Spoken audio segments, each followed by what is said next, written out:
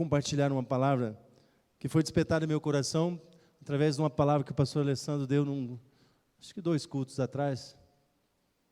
Ele fez menção, e inclusive essa palavra que Deus colocou no coração dele, gerou no coração dele, no nosso coração, uma próxima série de mensagens que nós estaremos pregando sobre a segunda vinda de Cristo, a volta de Cristo, amém? Nós vamos pregar sobre a segunda vinda de Cristo, irmão, amém? Parece que tem gente que não quer. Não, Jesus, está cedo, não volta não. Não é? Não dá para você fazer isso, irmão. Nós, assim como os nossos irmãos no passado esperavam ansiosamente pela volta de Cristo, nós também precisamos ansiar, sonhar com a volta de Cristo, porque é a oportunidade que nós vamos ter de passar a eternidade na morada que Jesus foi preparar para nós. Essa barraca aqui, ela dá muito defeito. Eu estou com defeito na coluna, defeito no joelho, defeito na cabeça, caiu o cabelo. Essa barraca não me serve mais. Por algum tempo ainda serve, mas eu quero a barraca glorificada, uma barraca pronta, que Jesus está preparando para mim lá no céu, amém? Acho que você também precisa entender isso para começar a desejar isso.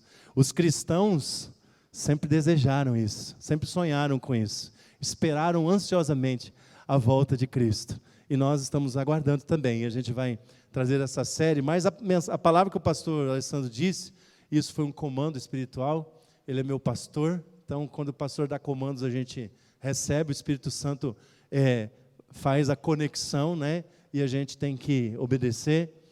Ele diz, Jesus não vem buscar uma igreja menina, uma igreja criança, uma igreja imatura. Jesus vem buscar uma noiva.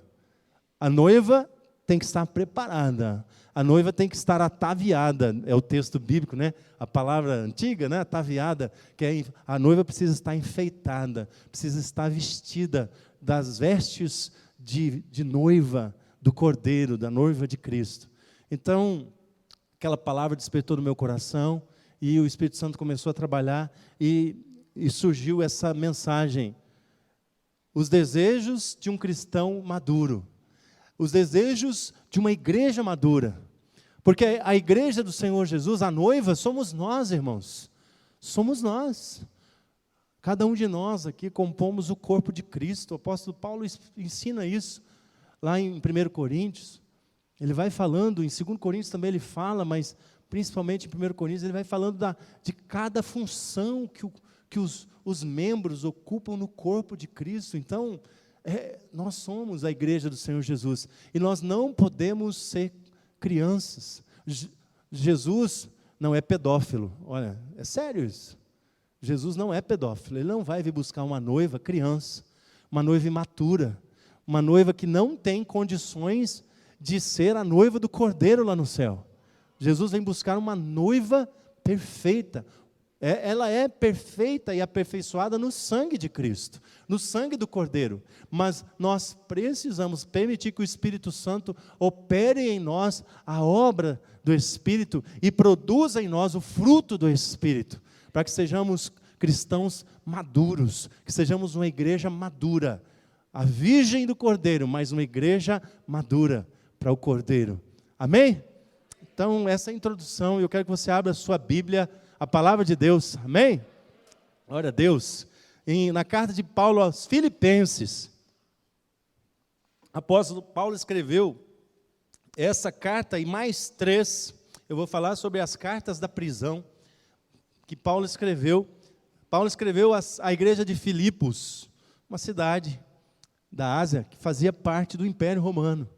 E Paulo escreveu a mais 3 igrejas, a igreja de Éfeso, a igreja de Colossos e a Filemon. Foi uma pessoa, não foi uma igreja, mas foi uma pessoa.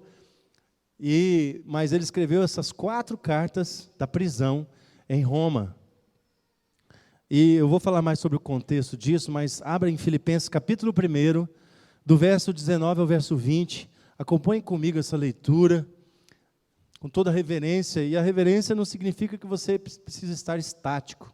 Você pode se manifestar, glorificar a Deus, dizer, Deus, glórias ao teu nome, Pai, obrigado, aleluia. Nós temos a liberdade de glorificar ao Senhor Então, a reverência é liberdade de júbilo, de adoração a Deus. Então, com toda reverência, nós vamos ler Filipenses, capítulo 1, do verso 19 e 20. São apenas 2 versos. Acompanhe comigo na sua Bíblia. Eu vou ler hoje na versão da nova tradução da linguagem de hoje. Ela traz um pouco mais de clareza na compreensão desse texto e do contexto dessa palavra. Leiamos, irmãos. Pois eu sei que por meio das orações de vocês e com a ajuda do Espírito de Jesus Cristo, eu serei posto em liberdade.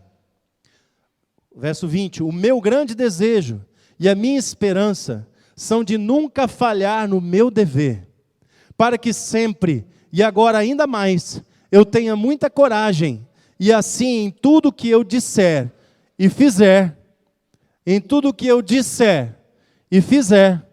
tanto na vida como na morte, eu poderei levar outros a reconhecerem a grandeza de Cristo. Amém?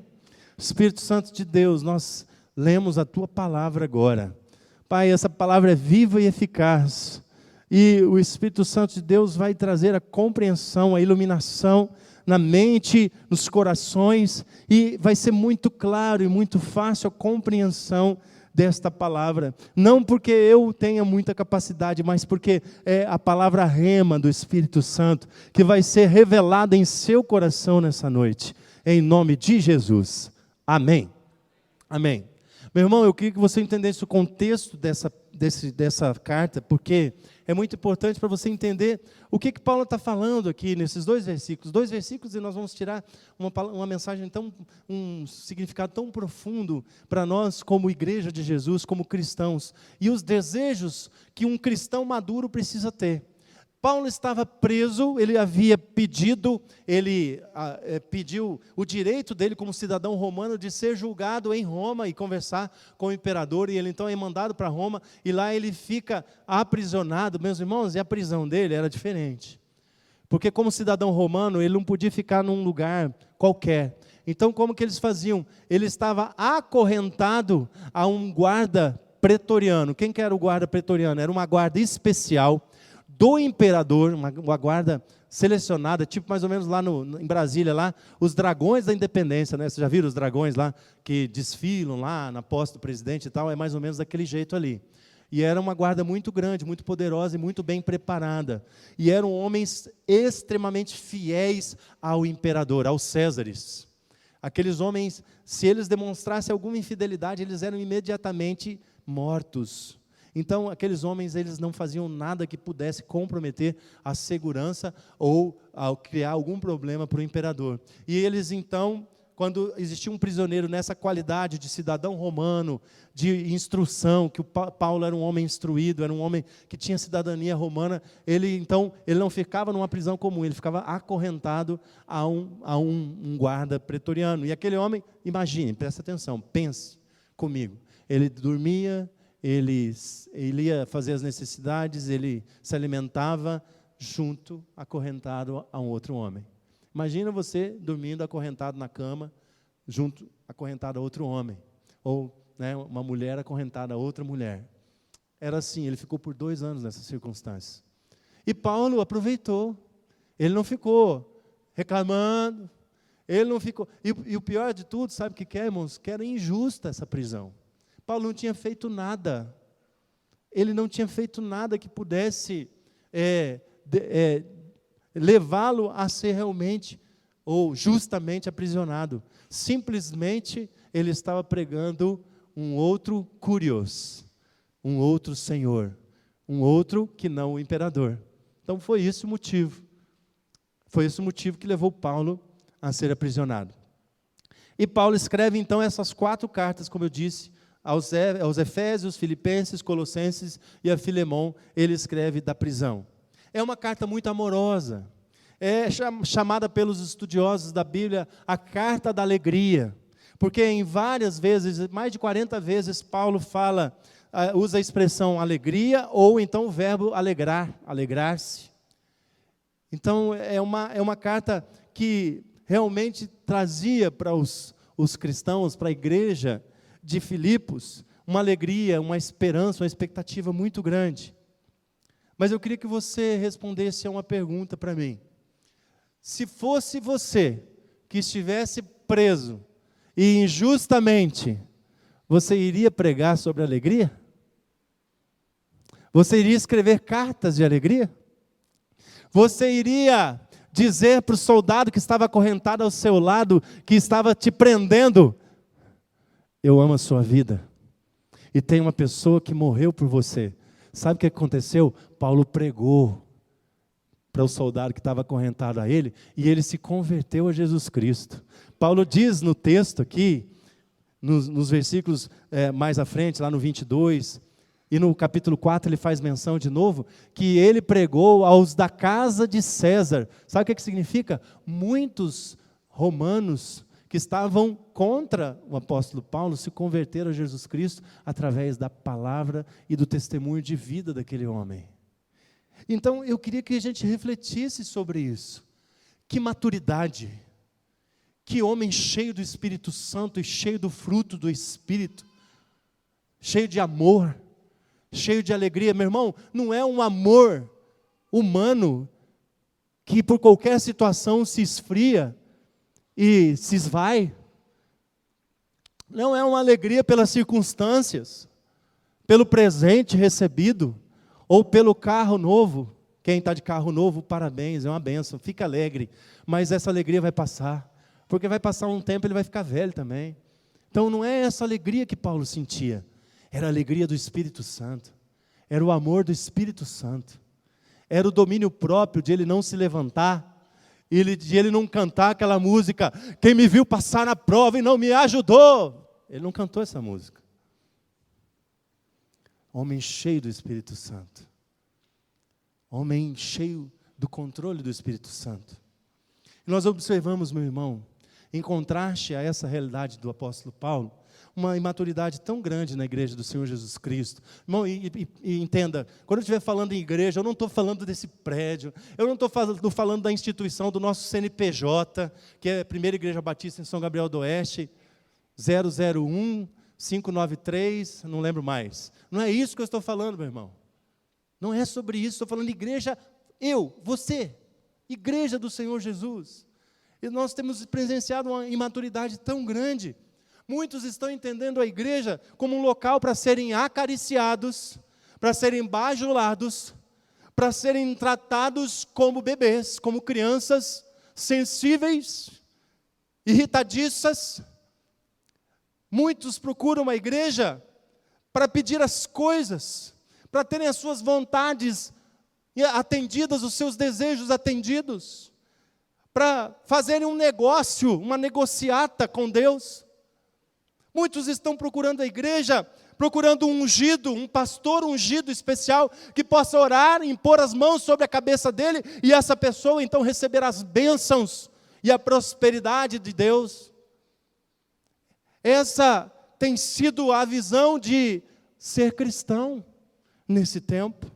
Nós vemos as pessoas na relação com Deus e com os irmãos, quase tendo uma relação comercial, uma relação de negócio. Olha, eu venho aqui, eu te dou isso e você me dá isso em troca. Pastor, eu estou vindo na sua igreja, estou dando dízimo, estou sendo membro dessa igreja e você precisa me dar isso em troca. Irmão, eu sou seu irmão, então eu estou te dando a irmandade e você precisa me dar algo em troca. Uma visão do aqui, do agora, tentando se livrar dos seus problemas, sem um propósito de vida, sem um chamado, sem uma identidade, sem um destino definido por Deus para você, para os seus filhos.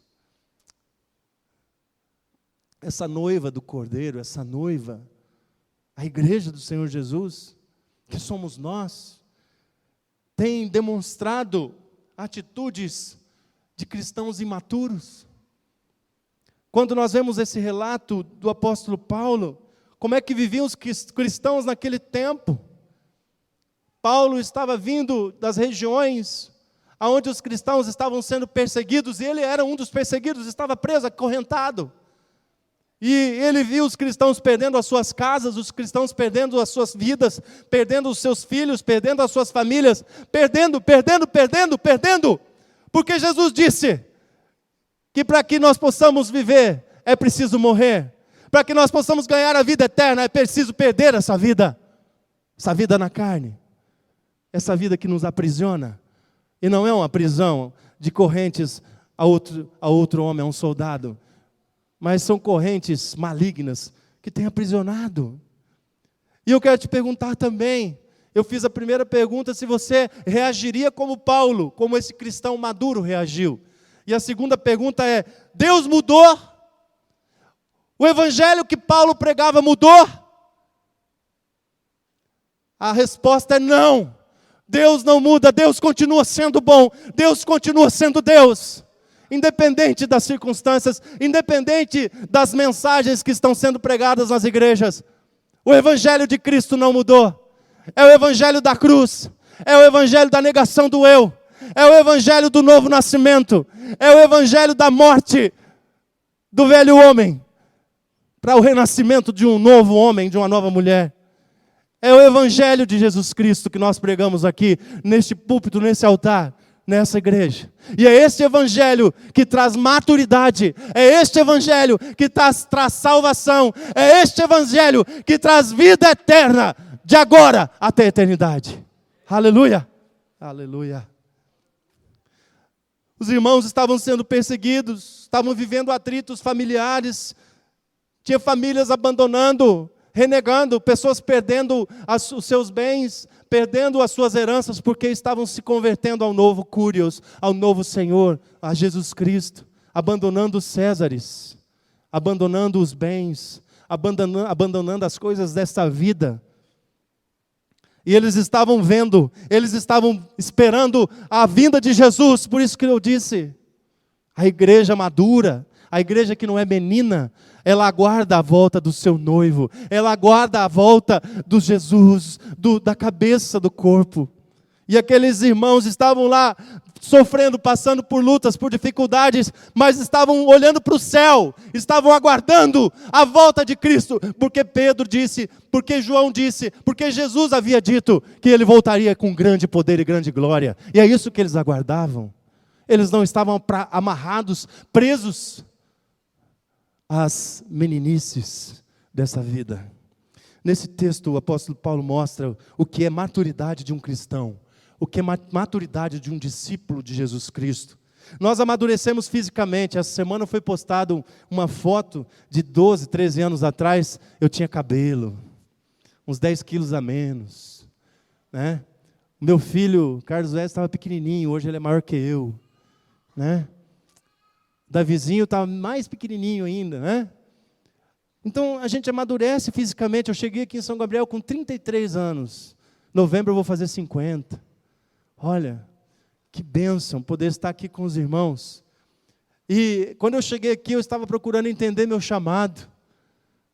Eu tinha recebido com 17 anos o chamado para o ministério pastoral. E eu estava dizendo, não, Deus, eu te sirvo, eu te busco, mas eu não vou ficar na dependência financeira, emocional, de uma igreja. E aí os irmãos não vão gostar da minha pregação, porque eu vou pregar sobre imaturidade, e os irmãos vão ficar bravos, eles não vão pagar, não vão devolver o dízimo e não vão pagar meu salário. Então eu vou trabalhar, e eu trabalhei 21 anos, tive muito sucesso profissional, mas muita insatisfação espiritual e pessoal. Até que com 36 anos eu ouvi, aceitei e me comprometi com o chamado do ministério pastoral. Estou aqui. E eu perguntava, Senhor, por que São Gabriel do Oeste, Deus? Podia ter me mandado lá Maceió, para João Pessoa, para Fortaleza, Natal. Não, São Gabriel.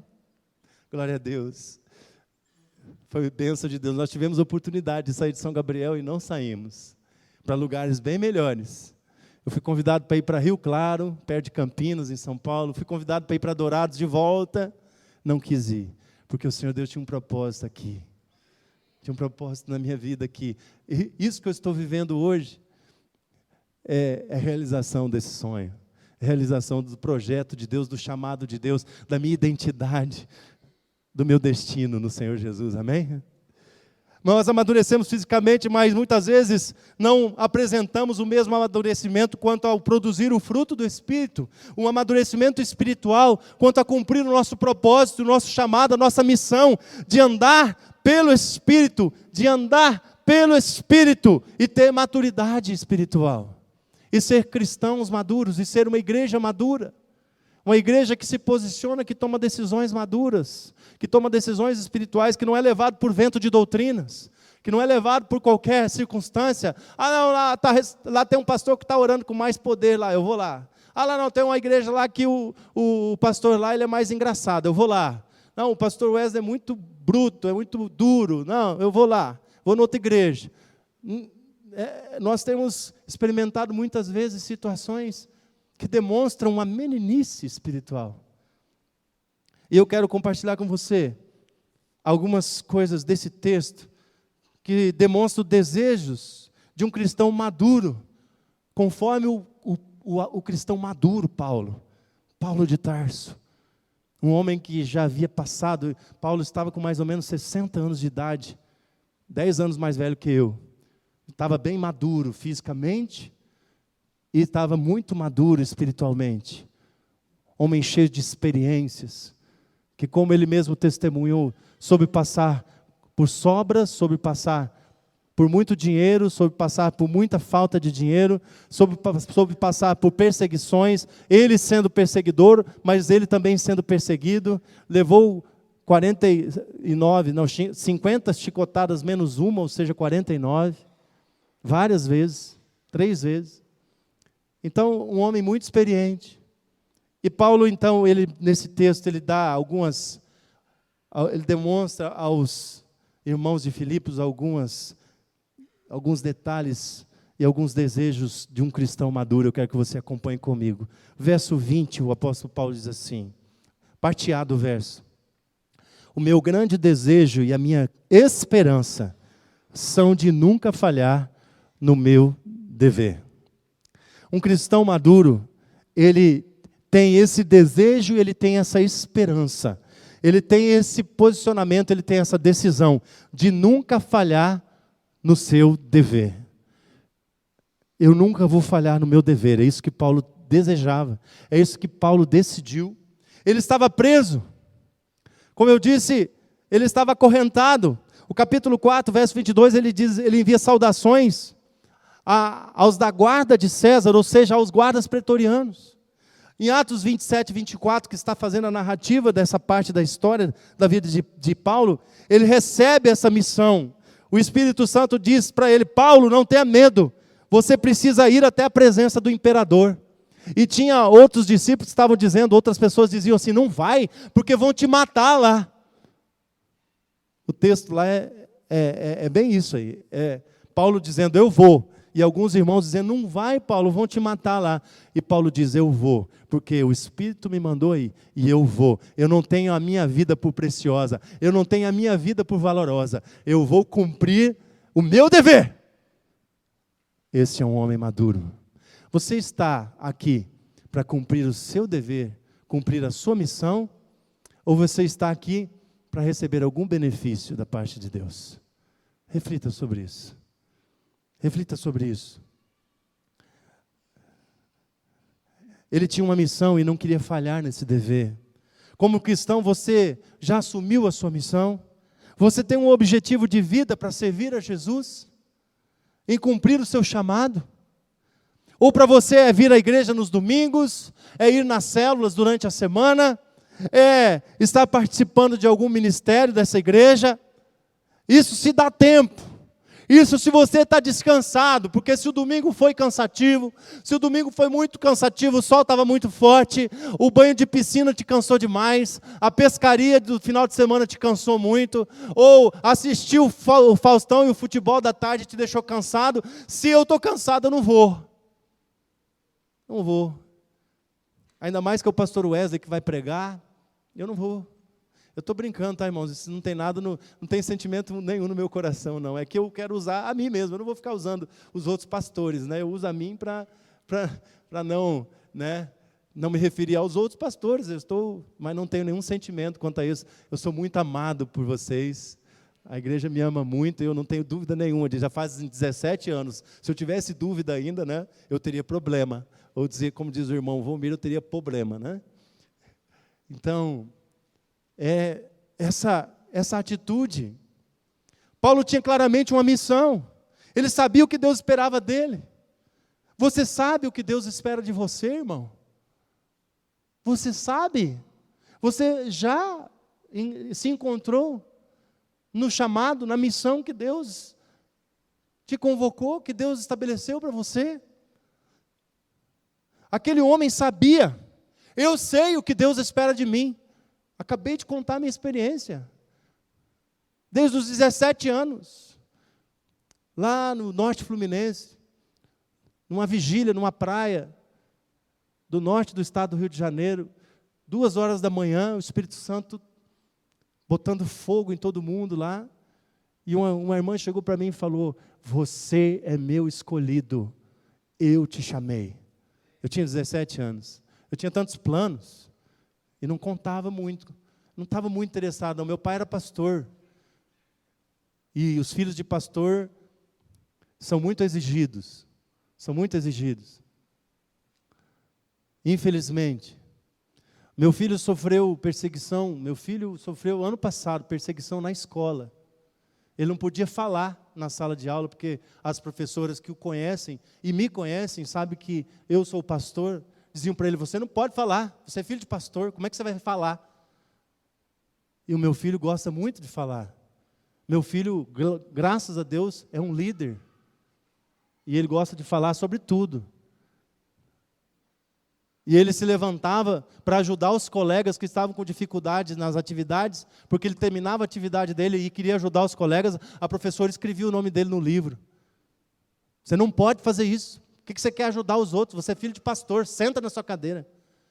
Ele queria sentar na frente, porque nós sempre ensinamos ele que na frente, os que sentam na frente estudam mais, aprendem mais fácil. E a professora te disse: não, você vai sentar lá na última cadeira.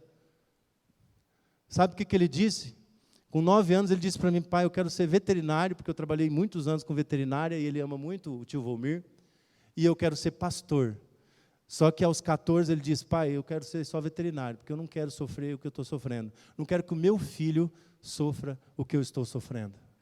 Eu sei que Deus vai trabalhar isso no coração dele. Mas é muito sério, irmãos. É muito sério. Mas você já entendeu o seu dever? Você já entendeu o seu chamado? Você já ouviu de Deus a missão para você? Ou você acha que você está aqui para deixar a vida te levar? A vida leva eu. Parece que hoje tudo se resume aos direitos que nós temos. Se fala pouco sobre os deveres do cristão.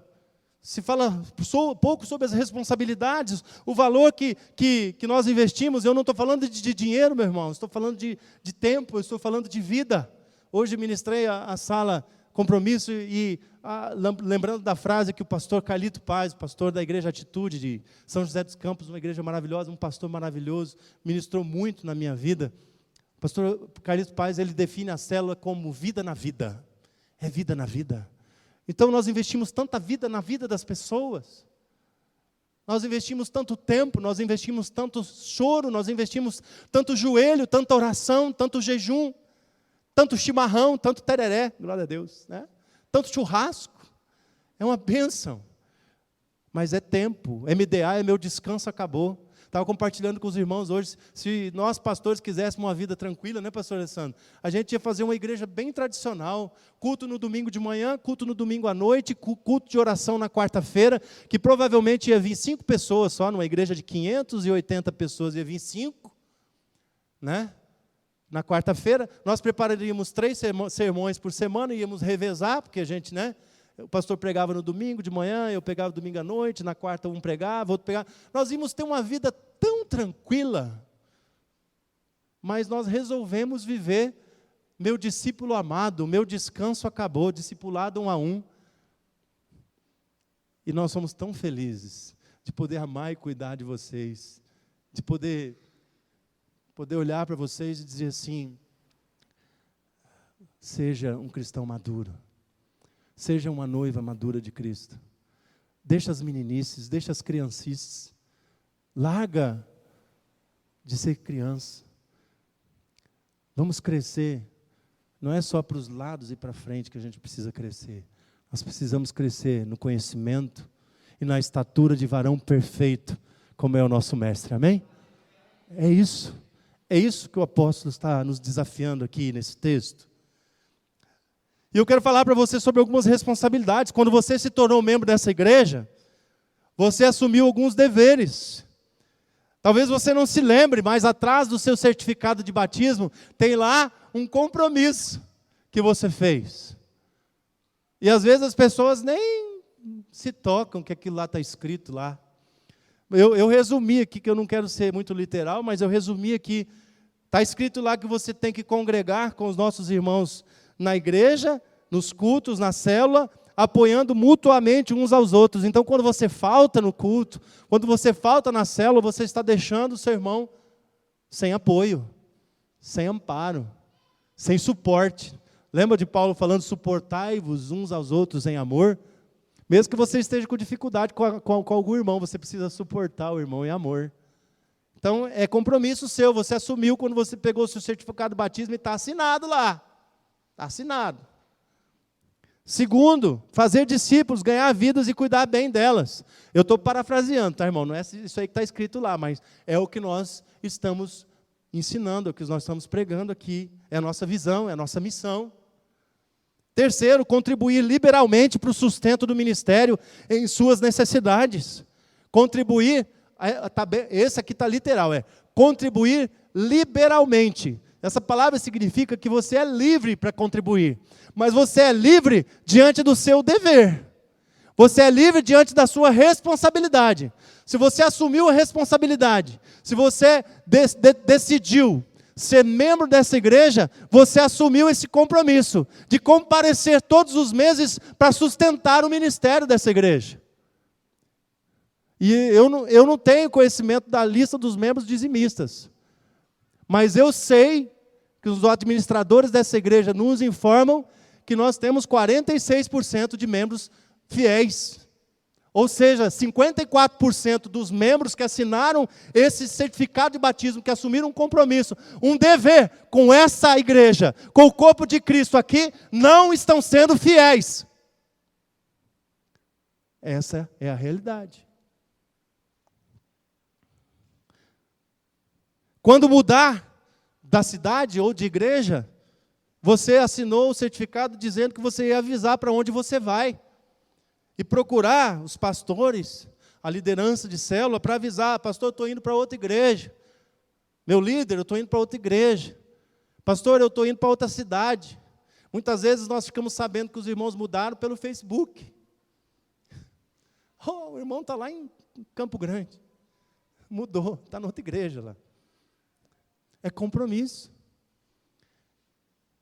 Sabe por que eu estou falando tudo isso? É que você não pode deixar de cumprir o seu dever. Cristão maduro tem o desejo e a esperança e o compromisso de não deixar de cumprir o seu dever, de cumprir a sua missão, sua responsabilidade, seu compromisso. Você tem cumprido os seus deveres com Deus, com a sua igreja, que é você. Você é essa igreja. Cristão maduro age assim. Meu irmão, não vista carapuça, por favor. Se você ficar chateado com essa mensagem, é porque a carapuça serviu. Então não vista carapuça em amor, em nome de Jesus. Não vista, ninguém sabe. Ninguém vai te acusar de nada. Mas não vista carapuça. Essa palavra é em amor. E dizendo para você, cristão maduro, cristão da noiva madura que vai subir para o céu, age assim. Cumpre os seus deveres. Assume as suas responsabilidades. Ser macho é assumir responsabilidades. Ser mulher de verdade é assumir responsabilidades. É isso que é ser homem e mulher. Tem muito homem, eu sou macho, mas não assume responsabilidade nenhuma, não assume nada. Ser homem de verdade é isso. Homem ao máximo é assumir todas as responsabilidades. Mulher única é assumir todas as responsabilidades e os seus deveres. É isso que é ser um cristão maduro, segundo o apóstolo Paulo. Verso 20, parte B, o apóstolo diz assim: para que sempre, e agora ainda mais, Paulo está falando num tempo, há 1960 anos atrás, Mas ele está falando num texto, num tempo, em que as perseguições, em que as dificuldades eram grandes. E mudou alguma coisa, meu irmão? Mudou alguma coisa? Paulo está dizendo aqui, para que sempre, e agora ainda mais, eu tenha muita coragem. Cristão maduro tem que ter coragem. Cristão maduro não pode viver de mimimi. Cristão maduro não pode viver de nhenhenhé. Ai, meu pastor falou assim comigo. Ai, meu pastor. Ai, meu líder. Cristão maduro tem que ter coragem. Cristão maduro não pode ser tímido, não pode ser envergonhado para testemunhar da sua fé. Muitos só pregam um evangelho vitorioso, triunfante, um Cristo que nos faz conquistadores, vencedores, compradores dos melhores apartamentos, dos carros mais novos importados,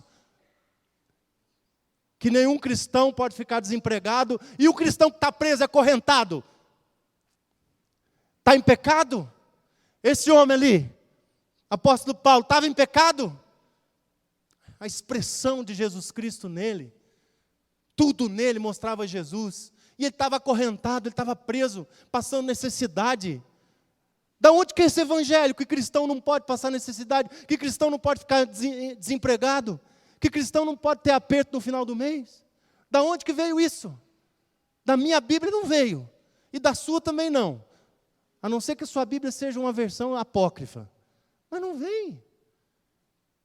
Cristão maduro tem que ter coragem para enfrentar o desemprego, para enfrentar a perseguição no trabalho.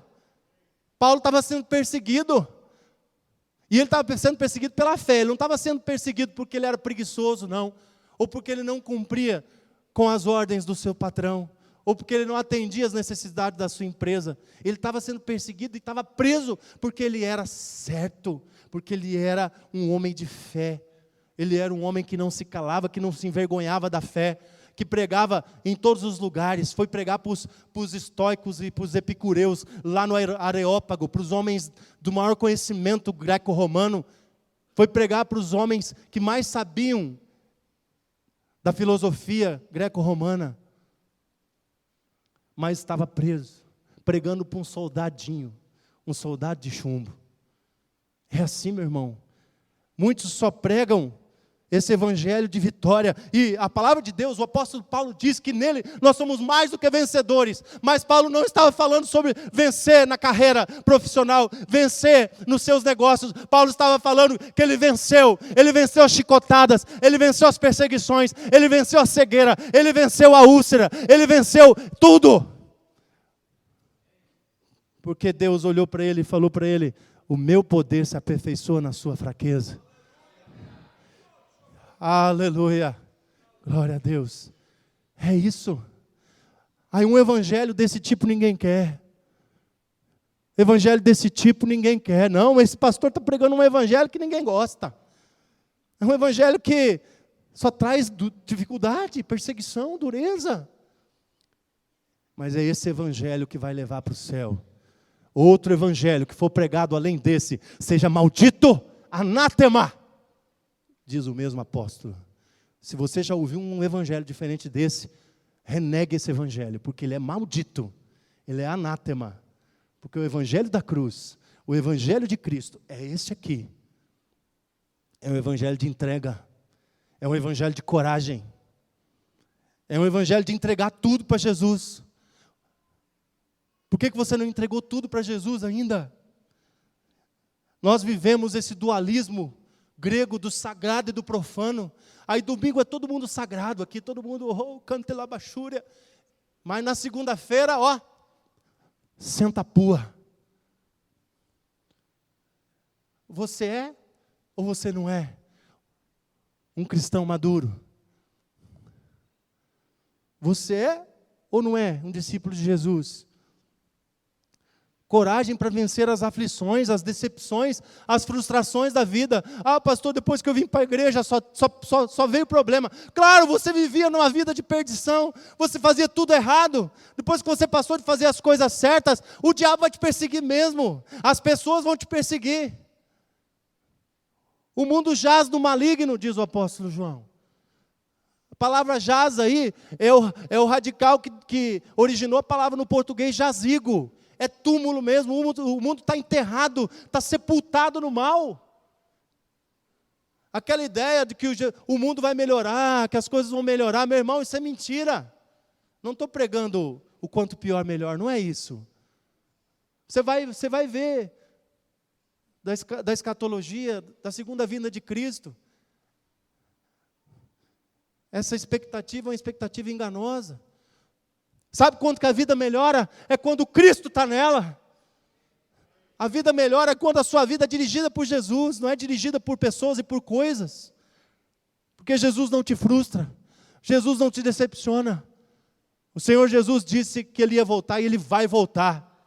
Ele vai voltar e você vai subir com Ele. Se você estiver vivendo esse evangelho da cruz, você vai subir com Ele. Ele não te decepciona. Meus irmãos, hoje nós não temos os leões na arena, mas nós temos o leão do imposto de renda. Você está fazendo certo? Você está fazendo a sua declaração certinha, correta? Meu contador chegou para mim e falou: pastor, se o senhor quiser melhorar a sua restituição, consegue uma nota lá. Eu falei: capaz, você está brincando comigo? Que isso? Nem se fosse para ganhar 1 milhão, eu não faço isso, cara. O que está aí, o que não está, não vou mexer. O que é meu, o que não é meu, é dos outros, é do governo. Então o leão das arenas que matava os cristãos, hoje é outro. A espada é outra. Hoje você tem que ter coragem, porque os politicamente corretos não aceitam que você pense diferente deles em relação ao ensino da sexualidade para as crianças, quanto aos pecados sexuais, quanto ao aborto, quanto aos casais vivendo sem se casar. O casamento é uma instituição falida. Falida no inferno, porque no céu, casamento foi criado por Deus. Casamento é sonho de Deus. Gênesis 1:26, Deus falou: e os dois deixarão pai e mãe, se unirão e se tornarão uma só carne. Ele decretou. Apesar de não ser calvinista, Deus decretou. Foi Deus que criou. Não foi homens, não foi igreja. Igreja nem existia quando Deus estabeleceu a união de um homem e de uma mulher para se tornarem uma só carne. A igreja foi existir 3.000 anos depois, 3.500 anos depois, quando Jesus fundou a sua igreja. É isso. Dependamos de Cristo em tudo que nós estivermos passando, meu irmão, sabendo que o Espírito de Jesus Cristo, o verso 19 fala: o Espírito de Jesus Cristo, é o Espírito Santo de Deus, foi Jesus quem enviou o Espírito. É o Espírito de Jesus Cristo, está conosco e vai nos dar força para nós acabarmos essa carreira e guardarmos a nossa fé. Ele é o fiel que vai cumprir, Ele é fiel para cumprir o que Ele nos prometeu. Então não confie em governo, não confie em homens, não confie em cavalos, em exércitos, confie no Senhor Deus Todo-Poderoso, Criador dos céus e da terra. É Ele que é fiel e vai cumprir. Um cristão maduro é aquele que tem coragem para viver a sua fé, está na reunião de trabalho e vive a sua fé, não aceita propinas, não aceita mentiras, não aceita engano, é estudante que não esconde a sua fé em Jesus na faculdade, que se posiciona e não vai para as baladas e não vai para as bebedeiras junto com os colegas. É aquela moça ou aquele rapaz que não se entrega ao sexo casual ou o sexo ilícito antes do casamento, só para estar antenada com a modernidade, para fazer parte da turminha, para agradar o parceiro. Ainda cai naquela conversinha, para boi dormir, não, para você provar o seu amor, você tem que deitar comigo. Gente, nós estamos no século 21. Meninas, antena, abre. Não pode fazer cair a ficha do século passado, né? Atualiza o chip, por favor. Você ainda cai nessa. Não, prova que você me ama. Vamos transar. Cai fora. O cara é maior 171. Irmão, 7:1 e tem menina caindo nisso ainda. Tem misericórdia, Deus.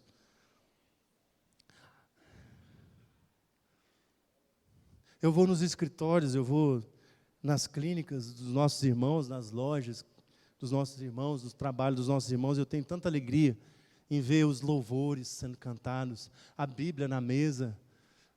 E eu sei que tem muita gente que passa nos estabelecimentos dos nossos irmãos aí e tem que parar e tem que ouvir um pouco de Jesus. Uma pessoa chegou para mim e falou: eu não vou mais lá, naquela loja lá, porque você entra lá, o cara começa a falar de Jesus, e ele olha para a gente e fala: eu vou olhar na bolita do seu zóio e eu vou dizer, ó, Jesus quer te salvar. Não vou dizer quem é, né? Eu falei: cara, eu acho que você tinha que ir lá todo dia. Se for lá todo dia, você vai viver bem melhor. Ah, só por... Oh, glória a Deus.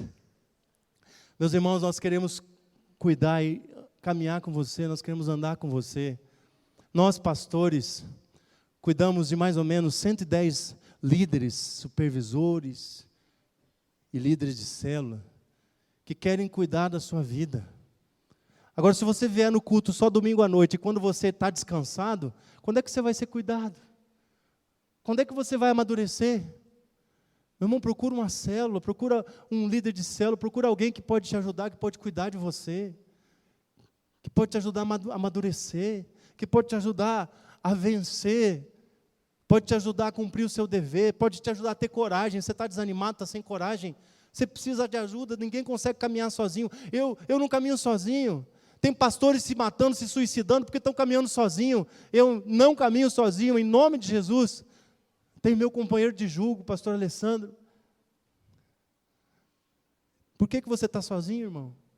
Por que você está caminhando sozinho? Você vai chegar aonde sozinho? Aonde você pensa que vai chegar?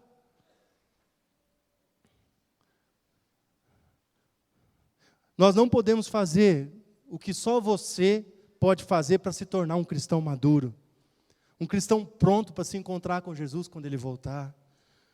Ser salvo, se tornar membro ativo e presente na igreja, nas células, nos ministérios. Se posicionar contra o pecado, decidir mudar de vida, de pensamento, de atitude. Ser uma nova pessoa, andando pelo Espírito. Para fazer isso tem que ter coragem.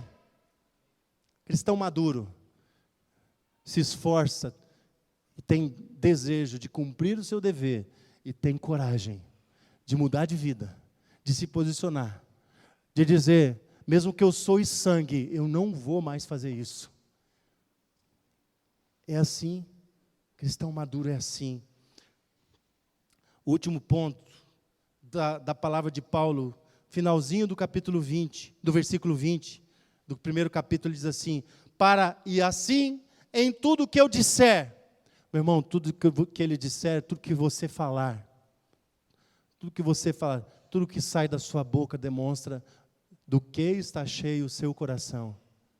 Meu irmão, você está xingando, se você fala palavrão, quero dizer um negócio para você, é disso que o seu coração está cheio. Não é o Espírito Santo que está lá, não. Não é o Espírito Santo, não.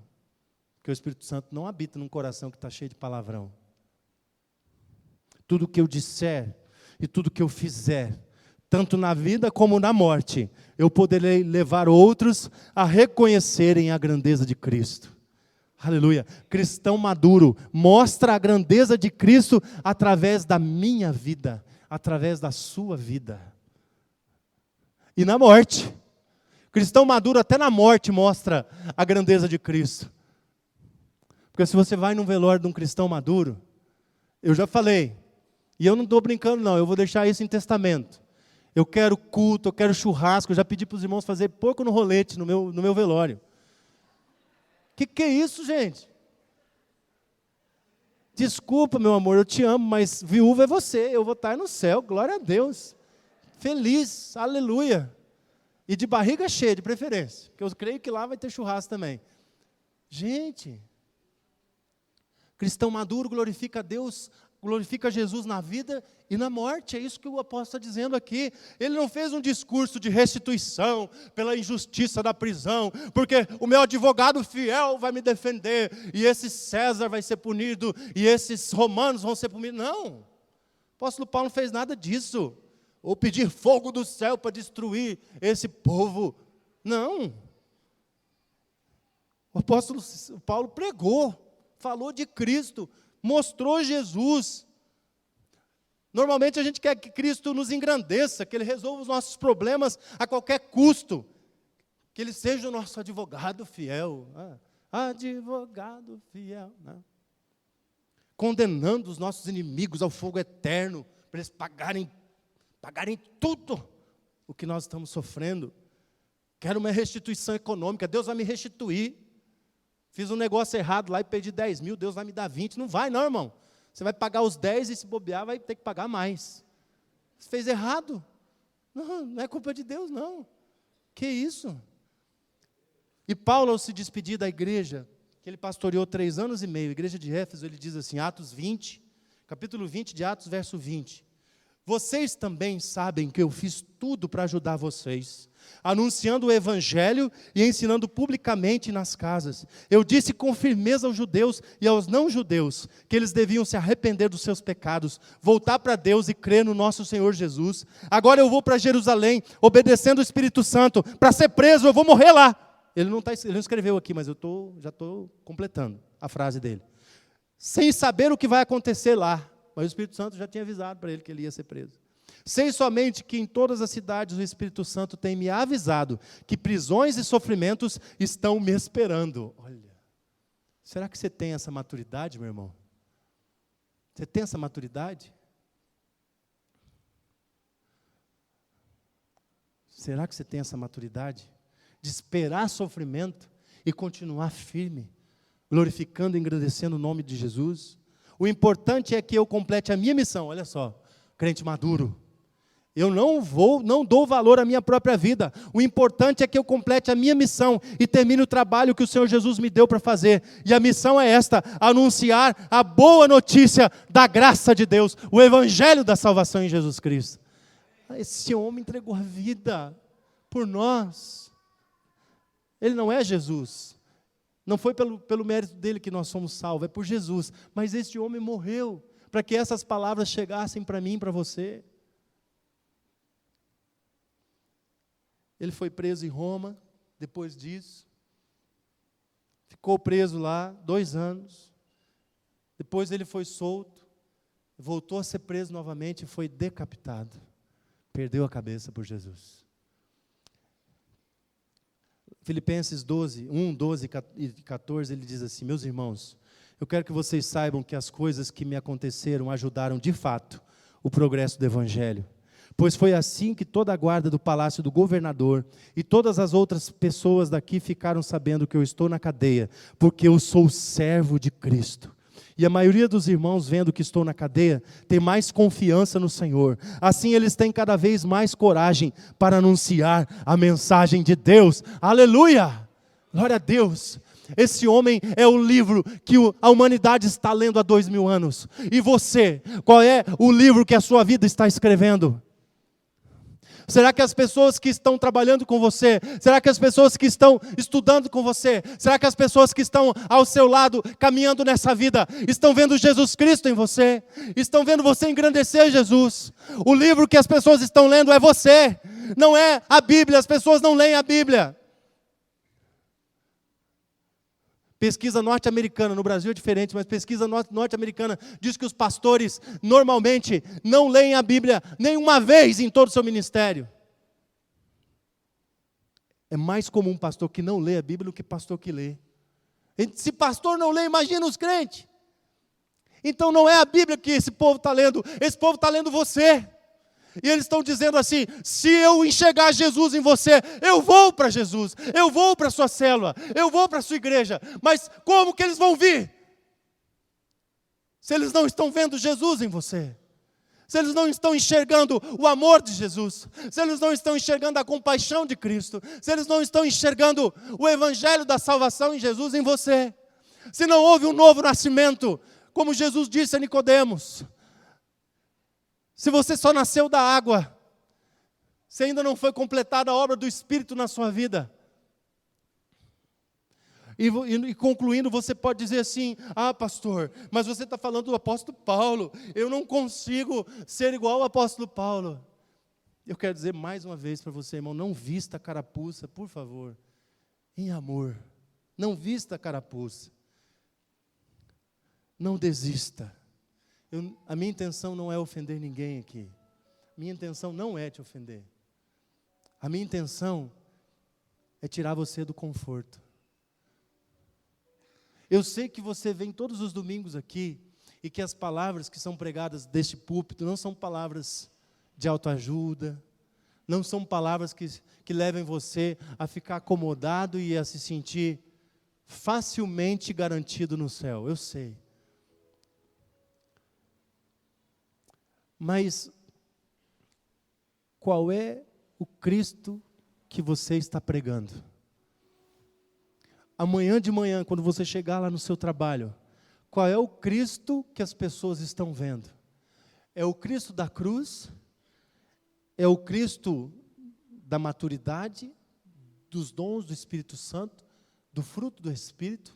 O Cristo do amor, da bondade, do domínio próprio? Quantos irmãos perdendo o emprego porque não conseguem controlar a boca, não conseguem controlar os pensamentos, as atitudes? A gente ora, irmão, não tem problema, nós vamos orar de novo. Mas se você não tiver domínio próprio, você vai ficar desempregado de novo. O cristão maduro desenvolve o fruto do Espírito.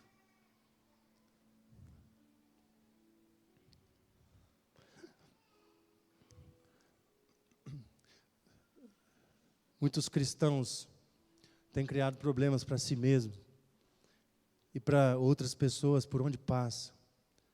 Mudam de cidade, mudam de igreja, mudam até de religião, mas estão sempre encontrando motivos para se magoarem com os irmãos e para mudarem novamente. Nunca amadurecem, nem são satisfeitos. As igrejas e os seus membros têm tantos defeitos. E meu irmão, eu quero dizer para você que nessa igreja tem muitos defeitos. Os pastores aqui são os mais defeituosos que tem.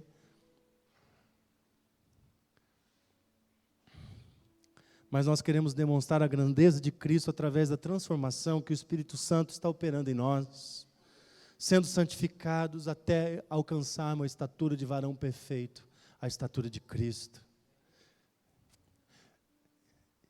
E se você pensou quando eu falei, se você pensou antes de eu falar, ah, pastor, mas o senhor está falando de Paulo, é um homem inalcançável. Eu quero dizer que nós conseguimos chegar ao nível de Paulo. Nós conseguimos. Mas eu quero te dizer, para chegar a esse nível, você precisa entregar totalmente a sua vida a Jesus. Talvez você tenha entregado alguma parte dela, alguns momentos da sua vida, alguns hábitos, mas outros você não entregou.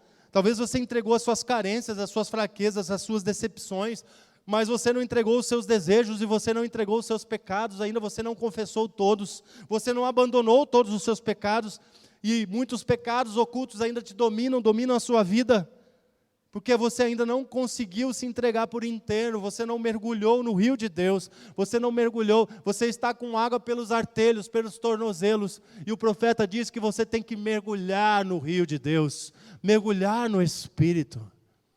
O profeta Ezequiel falou isso. A água do Espírito tem que te encobrir, o rio de Deus tem que te cobrir completamente. Lembra que Jesus falou em Mateus 6,33? Ponha o reino de Deus e a sua justiça em primeiro lugar na sua vida, e todas as outras coisas vos serão acrescentadas. Seja um cristão maduro, irmão. Seja um cristão maduro e a sua vida será completa. Sua vida será repleta de bênçãos. Mas não foi por negociação, não foi por troca. Foi por receber o presente de Deus. Foi por estar fiel a Deus, por ser fiel a Deus. Seja um cristão maduro. Não falhe em seu dever. Busque coragem para cumprir a sua missão. Busque engrandecer a Jesus Cristo com a sua vida, e você poderá dizer como Paulo: para mim viver é Cristo, e morrer é lucro. Nós nem começamos a pregar ainda, mas eu já quero deixar para você uma noção do que você vai ouvir sobre a vinda de Cristo. Jesus Cristo vai voltar para todos nós aqui. Essa escatologia é muito fácil. Jesus Cristo vai voltar para todos nós aqui. Pode ser que Ele não volte a volta gloriosa, triunfante, com trombetas, com anjos, antes de você morrer. Mas quando você morrer, Jesus Cristo voltou para você. Jesus Cristo voltou para mim quando eu morrer. Você vai ter um encontro com Jesus. Você vai se encontrar com Jesus. É isso que a Bíblia não me garante, garante para você. Então, esteja noiva madura. Esteja preparado. Acho que o foco das nossas mensagens vai ser esse, né, pastor Alessandro? Se prepare. A certeza absoluta que nós temos é que Jesus vai voltar. Amém? Então se prepare. Seja noiva madura de Cristo, cristão maduro de Cristo. Cristão maduro em Cristo. Cheio do Espírito, andando pelo Espírito. E meu irmão, com todo o amor, com todo o carinho, se você se ofendeu com alguma palavra que eu disse aqui, me perdoe. Mas eu não retiro nem uma vírgula e nem um tio, porque quem falou para você foi o Espírito Santo de Deus. E Ele falou para você porque Ele já falou para mim. Essa palavra veio para mim. Então eu não vou receber ela sozinho, não. A gente compartilha. Como a gente ama você, a gente compartilha. Então receba em nome de Jesus, não feche seu coração. Receba e seja um cristão maduro. Para de infantilidade, para de meninice, para de criancice. Seja maduro, cumpra a sua missão, se esforce para ser o responsável e cumprir o seu dever. Tenha coragem para enfrentar as batalhas que você está enfrentando e que você ainda vai enfrentar, porque Jesus garantiu, no mundo vocês vão ter aflições, mas tenham bom ânimo, porque eu venci o mundo. E Jesus venceu, e nós vamos vencer em nome de Jesus. Amém? Então, seja um cristão maduro. Amém?